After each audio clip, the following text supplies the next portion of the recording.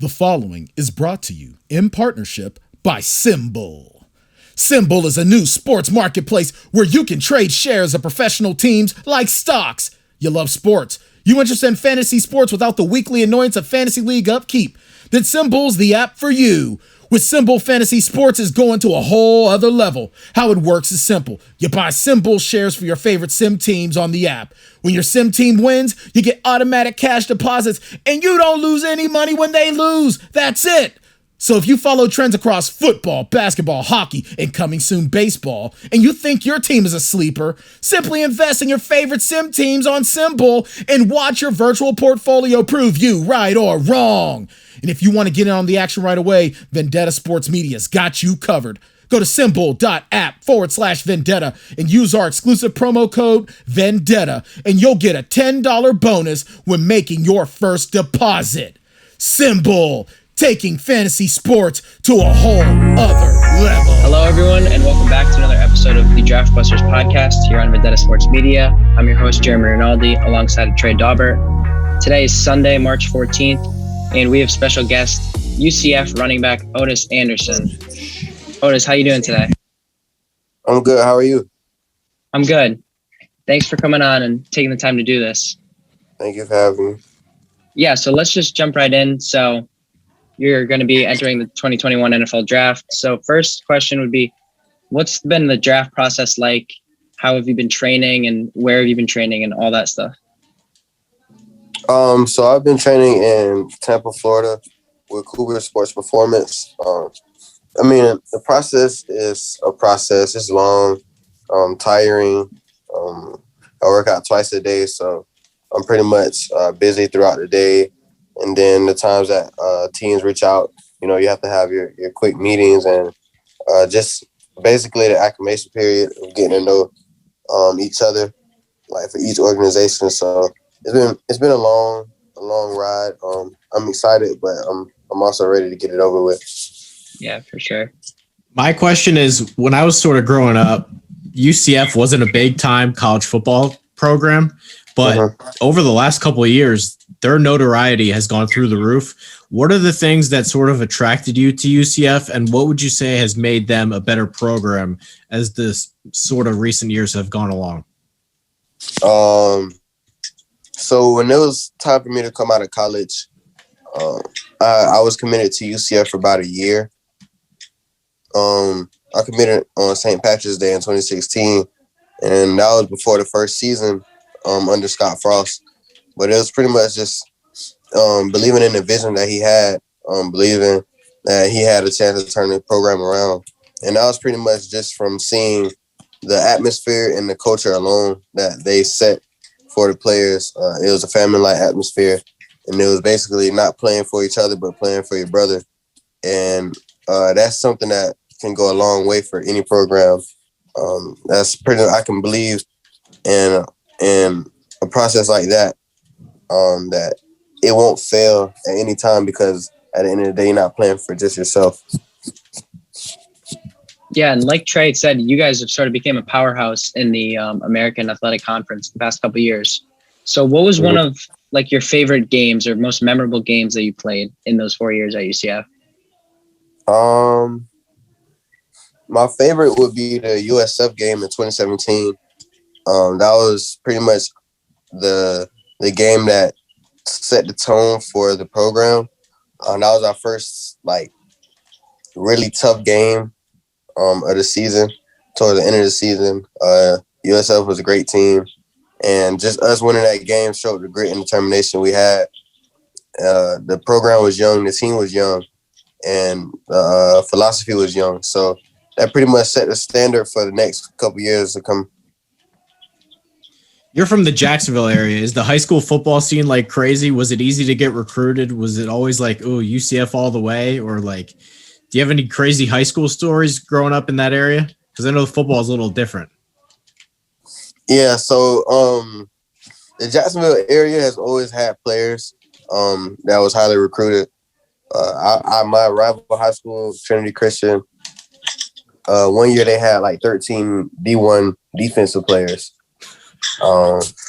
So it's always been a good competition. It's always been a great competition throughout the city. it pushes you to become better because basically it's based off the side of town that you're from. So I played football on the south side, but I was born and raised and still lived on the north side. So it was like bragging rights once you go home. Like we played Rains High School, and that was literally the school that I was supposed to be attending. So it's always going to be little rivalries. Your friends that you play Part 1 with, you'll end up playing against in high school. It's always been competition. And I think that makes Jacksonville a hotbed for college scouts to come and recruit. We're tough. We have speed. We're gritty, and we're smart. So that's always been something exciting about Jacksonville football. Yeah, and so you played 4 years of running back at UCF, but in high school you also played defensive back. So what made you want to stick with running back? And also to add on to that, what would you tell like an NFL team your best skill or trait is as a runner? I decided to play running back over DB just based off of the skill set I had. I was a good DB. I had offers to play I just had offers as an athlete. That was pretty much all of my offers, just an athlete that I could play on either side of the ball. But I was more comfortable, and I feel like I had more potential on offense. I had a lot more to grow, but I also knew a lot about just the schemes and why certain players are called. So I wanted to grow my knowledge. And as far as my skill set, my best skill set as a runner, I'm quick, but I do run with a low center of gravity, and I'm able to hide behind my pads and offensive linemen inside of the tackles. And that's something that a lot of players that's smaller don't really want to try to do, but I feel like that's one of my strong suits in my game. There's sort of a big media presence, I guess, sort of lately that tries to devalue the running back position. Is that something that bothers you guys? I know Aaron Jones got paid, and the sort of reaction is, oh my God, how could you do that? Is that something that like drives you nuts as a player? Yeah, because without a true running game, your offense is one-dimensional. That's just like without good receivers or a quarterback, your offense can only run the ball. So we play a major part. We're basically part offensive lineman and part receiver. We have to be able to run the ball up the middle. We have to be able to block. And with offenses now, you have to be able to catch. So it's more than just being a one-trick pony and just running the ball and out-muscling everyone. You have to have some skill.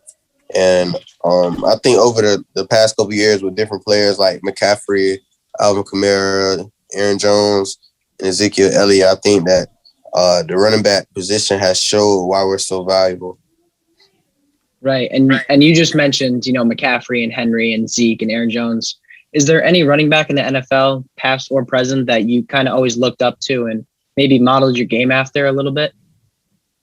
Yeah. So I watched a lot of Darren Sproles, a lot of Alvin Kamara recently, and a lot of Christian McCaffrey. Just being able to play everything and not just having one specific role on the field. I want to be able to come in and be a threat to catch the ball out of the backfield, to be able to line up at slot, and as well as be a true running threat. So that's why the past couple of years, I always prided myself on being able to run the ball between the tackles. Next year, do you anticipate any sort of crazy fan reaching out to you and say, hey, you cost me my fantasy win or something? Is that something that bothers you, or is like engaging with fans about stuff like that? I mean, it's at the end of the day, fans are fans. When you're doing good, they're going to praise you. When you mess up, they're going to have something to say.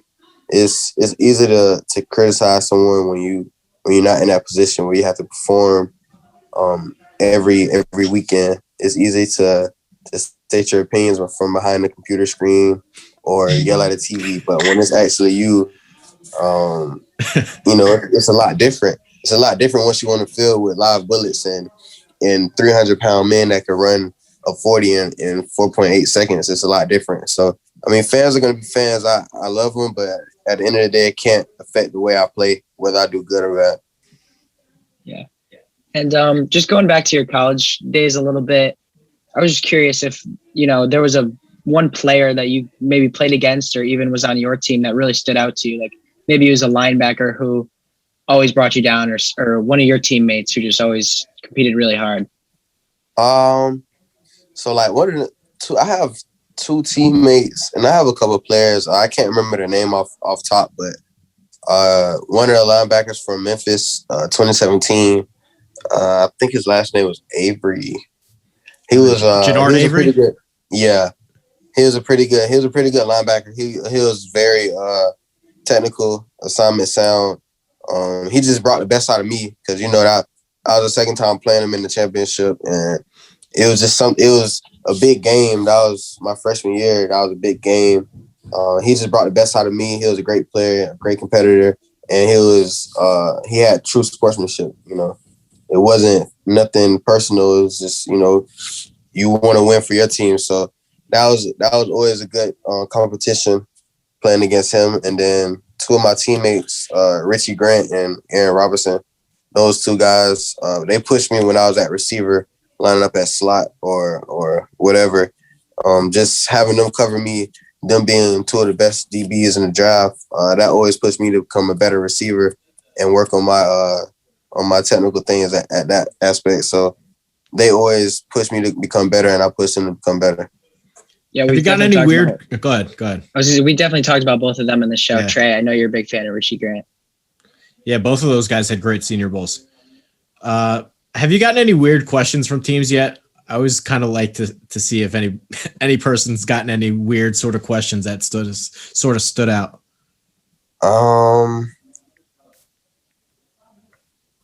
I talked to a team, and the conversation was about video games, and I guess the team, obviously he must have been a big gamer on his off days and the time that he had, and it even got to the point where we were talking about like certain maps on Call of Duty and arcade and what guns we like to use. So no crazy off the wall questions, but a lot of conversations that I would have never thought would happen when it came down to like football and talking to scouts that I've had with different teams.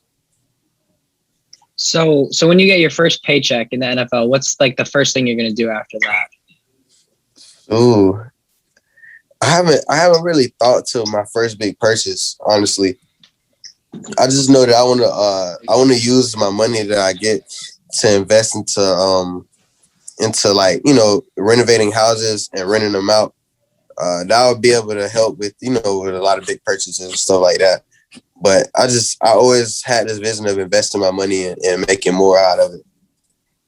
Do you have any sort of rookie goal for the first year? You want to come into the league and do this, or this? Rookie goal. I want to be, by the end of my rookie year, I want to be known as an explosive player that at any given second, I can give the team that spark of energy that they needed, the same way I did in college. So kind of like the role that Devin Hester had when he came into the league. I want to be that scary at returning, and I want to be that valuable to the team. Do you find it a little weird or maybe even a little overwhelming that a former player who is a Hall of Famer shares the same name as you? And do you get that question a lot as well, or? No, the question I get the most is if he's my dad or not.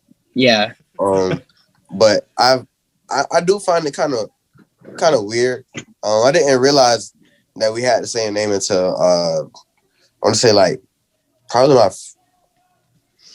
senior year of high school when Miami started showing interest. A lot of like the fans thought I was a legacy, and they wanted me to come to Miami. But that's when I realized it. And then my freshman year, I had a couple conversations with him. I still have a conversation with him every now and then, just to catch up and just to get some wisdom from him. Your pro day is coming up on April 1st, I believe. Right. Are you planning on doing everything there? Is there something that you want to show scouts that maybe you haven't already? Yeah, I plan on doing everything. I plan on running routes as a receiver, running routes as a running back, and then doing the individual drills at running back, just to show that I'm versatile and stuff like that. I'm not sure if we're going to have punters at pro day. But everything else, I plan on doing. Do we have a prediction for the 40 time? A low 4.4 or 4.3. Okay. That's what I'm going for, and that's what I've been getting. So, all right. I'm pretty sure the pro day jitters will work out in my favor as far as the start, and it'll give me a good little boost. Yeah. My last question for you, Trey, I don't know if you have any more, but are you always going to, for the rest of your life, embrace that 2017 undefeated season where you guys claimed about the national champion? Is that something that you'll always carry with you? Yeah, I always carry that with me just because we changed college football. We actually started to give the group of 5 notoriety. You know, before it was, and even that season, it was like, okay, we were undefeated. We entered in the AP polls at 6, but it was, you know, kind of iffy, like, but are they really that good? Like, even after we beat Auburn, it was still kind of that doubt. So, UCF being what we are, we're going to claim what we're going to claim because we never got a chance to actually prove it. We beat Auburn, and it, you know, we it's not like it was just a fluke that we beat Auburn. Like, we was in it the whole game, and we came out victorious. So, until we get an actual chance, then nobody will ever be able to tell us that we're not worth it. Totally. Sweet. All right. Trey, you got any else? I got nothing else. This was awesome. Yeah. Thanks again for coming on, man. Good luck at your pro day, and good luck in the NFL. We'll totally be rooting for you. All right. Appreciate you. Thank you for having me. No problem. Thanks, man. All right. So that was Otis Anderson, the running back from Central Florida. I think that went really well. I'm trying to think back because I'm just realizing now he was just coming into his college career during that undefeated season, right? Yeah. That was his first season. So who was the quarterback? Was that Stidham at Auburn? I think so, yeah. Hey, no wonder why they won. They played Stidham. And I think it's funny that now UCF has Gus Malzahn as their coach. So it kind of full circle a little. Yeah, that's a good point. Stidham. God, he was bad. And now they have Knicks. Yeah, no, Otis is a really nice guy. So that was awesome to get the chance to talk to him. That's going to do it for this episode. We don't have anything else planned for this episode. Hopefully we can get some more interviews in the future. And then the next couple of weeks, we're thinking, get some mock drafts out because everyone loves a good mock draft. Maybe we could, rank some players, rank some positions. But other than that, you got any closing thoughts? No, not really. I'm just trying to there's so much stuff going on with my head. So I don't have a ton. Yeah. All right. Thank you guys for watching. If you're on YouTube, hit the subscribe button. We appreciate everyone who subscribes to the Vendetta Sports Media YouTube channel. Keep checking us out on Google, and we'll see you guys next time.